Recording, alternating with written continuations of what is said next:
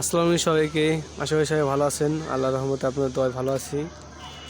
এই শাহিদ বাবু খেলা করতেছে, আমরা বাসাতে একটু বাইরে আসছি। শাহিদ বাবু যদি খেলতে চাই তো আমাদের বাসা থেকে একটু দূরে।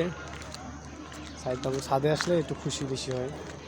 আমরা সাইডকে নিয়ে একটু বাইরে আসছি। বাবা কি করতেছো তুমি? খেলো, ভালো লাগে? সবাইকে বলো তুমি ভালো আছো। ভালো আছো? আচ্ছা, সবাইকে বলো লাইক করতে। আর তুমি জানি ব্যথায় কোথায় পাচ্ছ? ব্যথা আসো, সবাইকে দেখাও। আসো, দেখায় যাও। তো সাইড একটু নাকের ভিতরে ব্যথা পাইছে, এই যে কেমন জানি হয়ে আছে, খেলা করতেছে। ও আমার শোনা রে, ওরে বাবা। ওইখানে একটা মাঠ আছে না বাবা?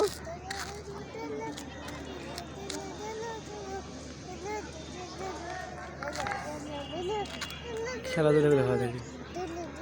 ফুল হাতে গেঞ্জি পরেছি আর ওই হাত এক হাত না থাকাতে কেমন ইয়া করতেছি। এই ব্যথা বাবা তো, হ্যাঁ আসো আসো আসো, ব্যথা বাবা। বাবা ধুলু, আস্তে আস্তে